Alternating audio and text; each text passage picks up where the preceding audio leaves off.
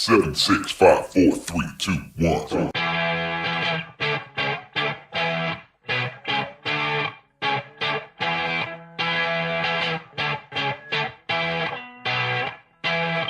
What is up, guys? I am back. Welcome to my latest video, and as you've seen from the title description, I'm going to be giving my thoughts about NXT Takeover New York. I know it was last Friday, but I've not been able to watch it and get, a few notes taken and everything to do it until yesterday, and this is the first chance I've had to film it now. So I apologise for the delay. I am going to do a WrestleMania review. I'm just going to have to sit down for 3 days and watch the event itself, and then I'll do a video of that. Hopefully it'll be within the next couple of days. I'm trying not to bombard the channel with too many videos, but I want to try and get a WrestleMania review while it's still reasonably recent. So NXT Takeover New York. This is the first wrestling event I've watched for easily over a year, and I was hoping that not a lot would have changed since the last time I watched the Takeover, and that they were still going to be absolutely amazing. Turns out I wasn't wrong. So here we are. Here's my thoughts on NXT Takeover 2019 New York, whatever you want to call it. New York. So first match up we had was the NXT tag title match between the War Raiders and Ricochet and Aleister Black. I found it a bit strange that the tag team match was the opener, but it didn't really take anything away, in my opinion, from the flow of the event. I maybe would have preferred it to have been a bit later on, but it was the opening match, and usually the opening match sets the tone so for the rest of the card. So I knew the War Raiders from Ring of Honor, where they were known as War Machine, which in my opinion is a miles better name, but it's probably copyrighted by ROH, so WWE can't use it. Aleister Black I've seen before, and I've seen him live. Ricochet, I've not seen him for a while. I think last time I saw him was probably on some New Japan thing. But yeah, holy shit, what a match. It was just non-stop. Everything about this match was just amazing. I loved it. I wasn't bothered who won, because I liked War Machine, even though they have been given a bit of a crap name in NXT. And Aleister Black I like. Ricochet, which just absolutely blew me away during this match. It was absolutely amazing. There's plenty of action, plenty of back and forth.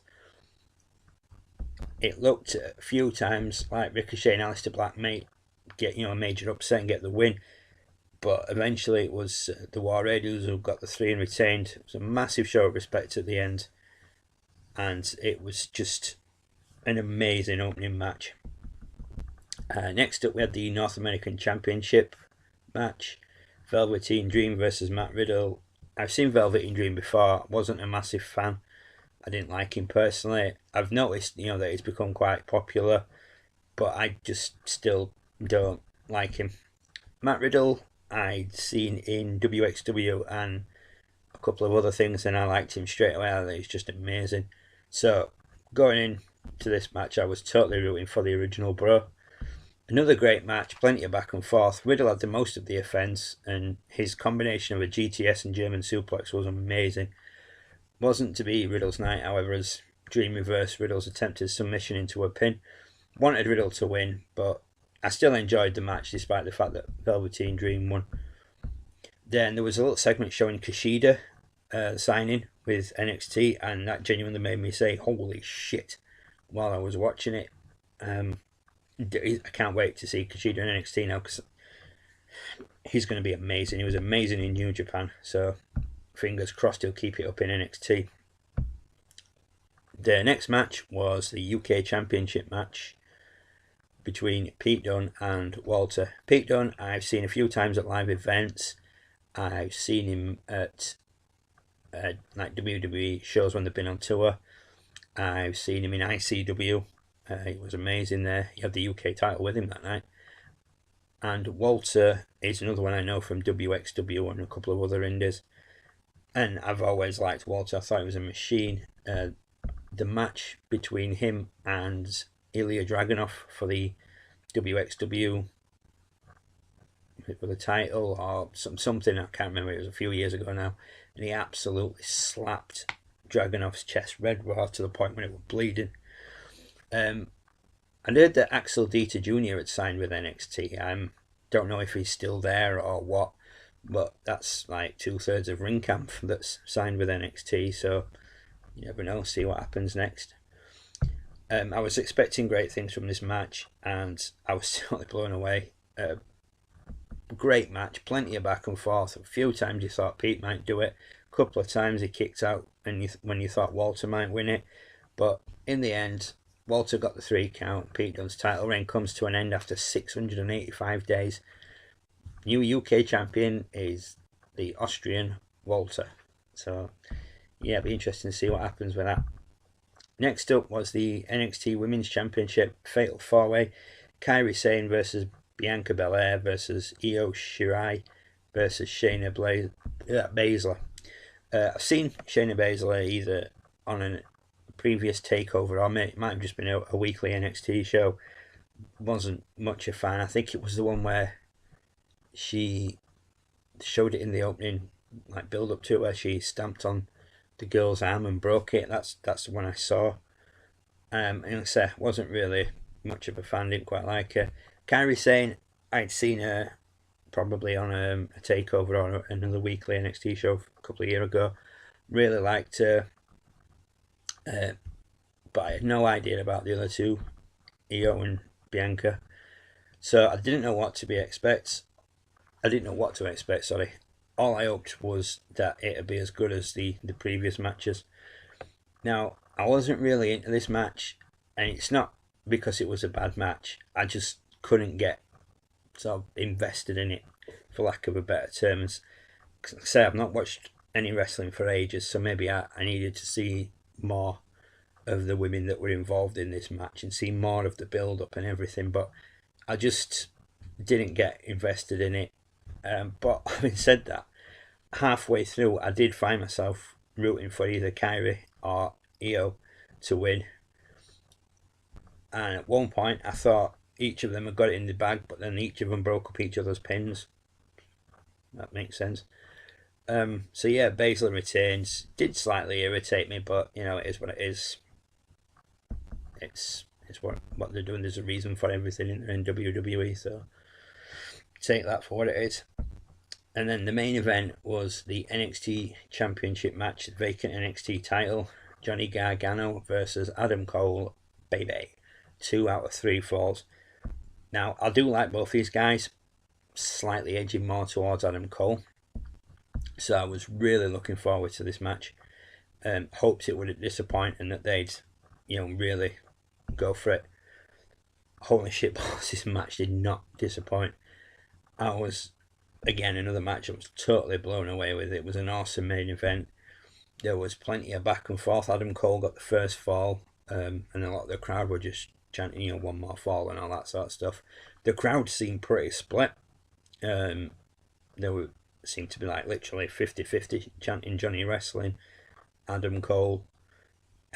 Johnny Gargano got the second fall to make it 1-1, and then it was back and forth, and then the Undisputed Era interfered after the referee took a knock and gone out the ring, and I thought, that's it, this is where Adam Cole's going to win it.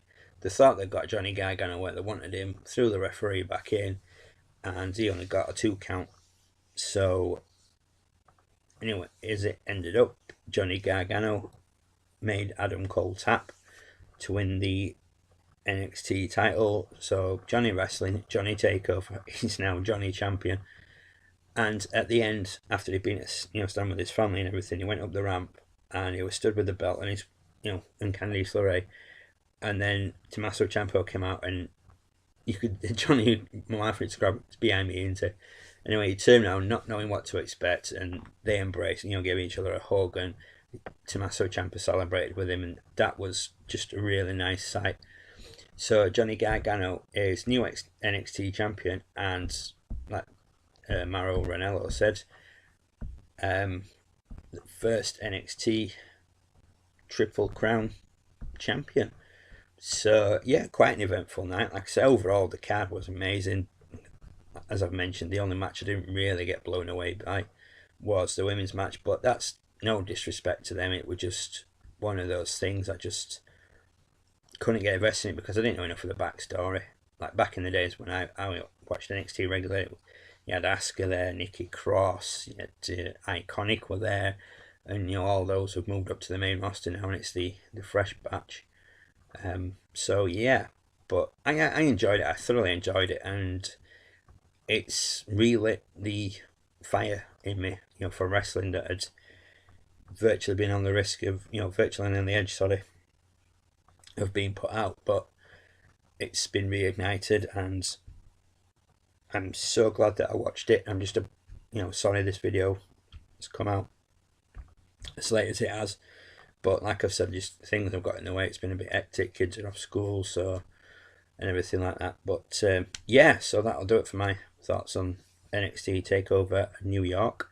I have WrestleMania to watch, as I mentioned, so I'll have to put 3 days to one side to watch that, and then I will do a review on that, and I'll get that up as soon as possible. So for now, guys, that will do it from me. As always, thank you for taking the time to watch my videos. Thank you for taking the time to subscribe. Please leave a like, leave a comment about what was your favourite match, who you were rooting for in the various matches, any results you were annoyed about, any results you were absolutely over the moon about, just basically anything. So yeah, that'll do it. Like I said, I'll wrap up, and again, thank you for watching, and thank you for taking this time to subscribe. I can't talk for some reason, I don't know why, but yeah, I'll be back soon with my WrestleMania video, and I've got a couple of other things up the pipeline. So until then, guys, look after each other, take care of yourself. Bye for now.